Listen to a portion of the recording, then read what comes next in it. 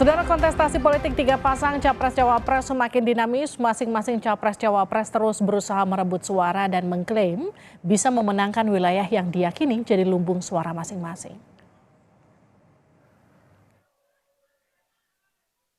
Meski belum memasuki masa kampanye, para calon presiden dan wakil presiden tetap bersosialisasi ke masyarakat. Selain perebutan suara pemilih muda, peta geopolitik juga menjadi incaran masing-masing kandidat. Pulau Jawa yang selama ini diyakini sebagai pulau dengan jumlah pemilih terbesar dianggap menjadi kunci pemenangan.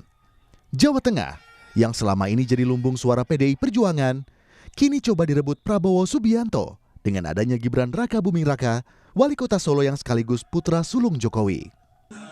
Di tengah upaya perebutan suara oleh Gibran, calon wakil presiden nomor urut 1 Muhaimin Iskandar juga yakin bisa merebut suara pemilih Jawa Tengah. Sebelumnya, pasangan Anies Muhaimin optimistis akan meraup suara besar di 3 provinsi di Pulau Jawa. Pasangan nomor urut 1 optimistis meraih banyak suara di 3 provinsi di Pulau Jawa, yakni Jawa Timur, Jawa Tengah, dan Jawa Barat.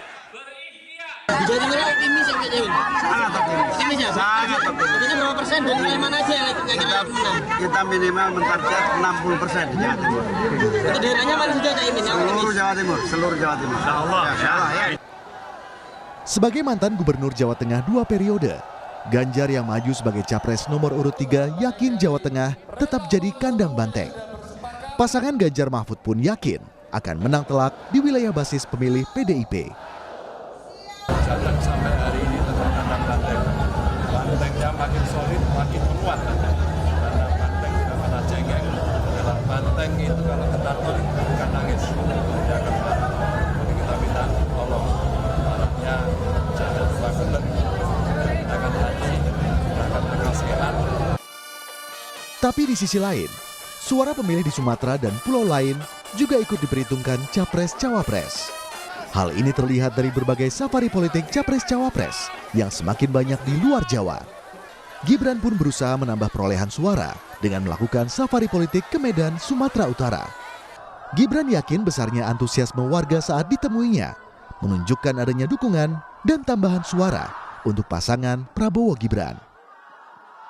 Saya sangat terima kasih sekali untuk warga Medan, Sumatera. Ini sambutannya luar biasa sekali dan saya yakin dengan sambutan yang meriah seperti ini nanti akan berefek pada elektabilitas di survei-survei kita.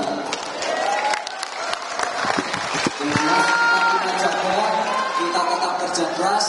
Jika ada berita-berita negatif, fitnah, hoax, nyinyiran, didiamkan saja. Dalam survei Poltreking Indonesia, menjabarkan tren elektabilitas berdasarkan wilayah di 3 Jawa pada awal November 2023. Di Jawa Barat, Anies Baswedan dan Muhaimin Iskandar mendapat 32,6%. Prabowo Subianto dan Gibran Rakabuming mendapat 39,5%. Sementara Ganjar Pranowo Mahfud MD mendapat 25,8%. Berbeda dengan di Jawa Tengah DIY, Anies Baswedan dan Muhaimin Iskandar mendapat 13,3%. Lalu Prabowo Subianto dan Gibran Rakabuming 27,2%. Kemudian Ganjar Pranowo Mahfud MD unggul dengan 53,3%. Di Jawa Timur, Anies Baswedan Muhaimin Iskandar dengan perolehan 17,8%. Prabowo Subianto dan Gibran Rakabuming mendapat 41,7%.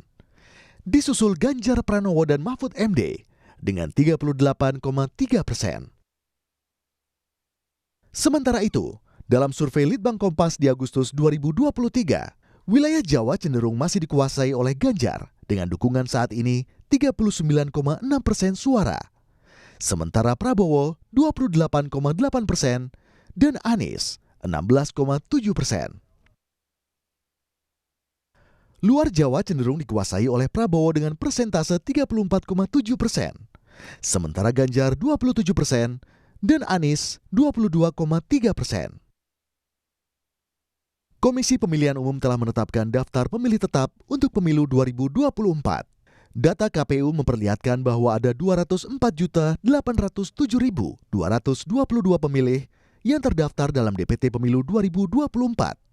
sebanyak 56,33% dari total pemilih nasional berada di Pulau Jawa.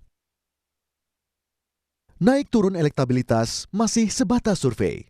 Masing-masing capres-cawapres yakin bahwa jelang hari pemungutan suara 14 Februari mendatang, semua masih bisa terjadi, khususnya dalam upaya merebut suara rakyat, baik di Jawa maupun luar Jawa. Tim Liputan Kompas TV.